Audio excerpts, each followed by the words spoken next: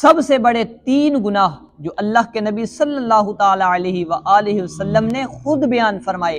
صحیح بخاری کے اندر یہ حدیث مبارکہ موجود ہے کہ حضور علیہ السلام نے ارشاد فرمایا کہ اے میرے پیارے صحابہ، کیا میں تمہیں گناہوں میں سے جو سب سے بڑے 3 گناہ ہیں ان کے بارے میں خبر نہ کروں؟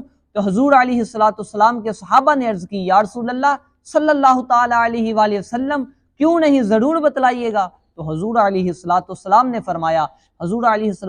نے فرمایا کہ گناہوں میں سے جو سب سے بڑے گناہ ہیں ان میں سے ایک بڑا گناہ یہ ہے کہ قال الاشراک باللہ، اللہ کے ساتھ کسی کو شریک ٹھہرانا، اللہ کے سوا کسی کی عبادت کرنا، اللہ کے سوا کسی کو عبادت کے لائق سمجھنا، یہ سب سے بڑا شرک ہے۔ اور پھر حضور علیہ السلام نے گناہوں میں سے جو سب سے بڑا دوسرا گناہ ہے اس کے بارے میں فرمایا۔ حضور علیہ السلام نے فرمایا کہ گناہوں میں سے سب سے بڑا دوسرا گناہ ہے وہ یہ ہے حقوق الوالدین، اپنے والدین کی نافرمانی کرنا۔ میں آپ کے سامنے حضور علیہ السلام کی ایک حدیث مبارکہ پیش کرتا ہوں۔ حضور علیہ السلام نے ارشاد فرمایا، حضور علیہ السلام نے فرمایا کہ رضا الربی فی رضا الوالد وسخط الربی فی سخط الوالد، کہ والدین کی رضا اللہ کی رضا میں ہے اور والدین کی ناراضگی اللہ کی ناراضگی میں ہے۔ آپ اس کو یوں سمجھ لیں کہ اگر آپ کے والدین آپ پہ راضی ہیں تو سمجھ جاؤ کہ اللہ بھی راضی ہے، اور اگر آپ کے والدین آپ پہ ناراض ہیں تو سمجھ جاؤ خدا بھی آپ پہ ناراض ہے۔ تو ان لوگوں کو فکر کرنی چاہیے جو والدین کی نافرمانی کرتے ہیں، جو والدین کو دکھ پہنچاتے ہیں، جو والدین کو اذیتیں پہنچاتے ہیں۔ ان کے بارے میں اللہ تبارک و تعالی نے قرآن مجید میں اف تک کہنے سے منع فرمایا ہے کہ ان کو اف تک نہ کہو۔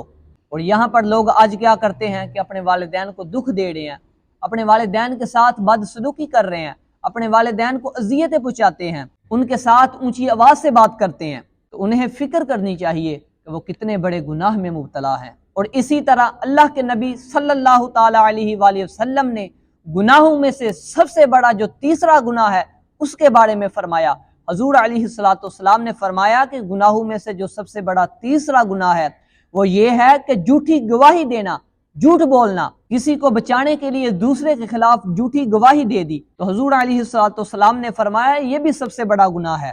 علماء فرماتے ہیں کہ جو بندہ والدین کا نافرمان ہے، شرک کرتا ہے، مشرک ہے، جھوٹی گواہی دیتا ہے، اس کے بارے میں علماء فرماتے ہیں کہ اس کا کوئی عمل قابل قبول نہیں ہے۔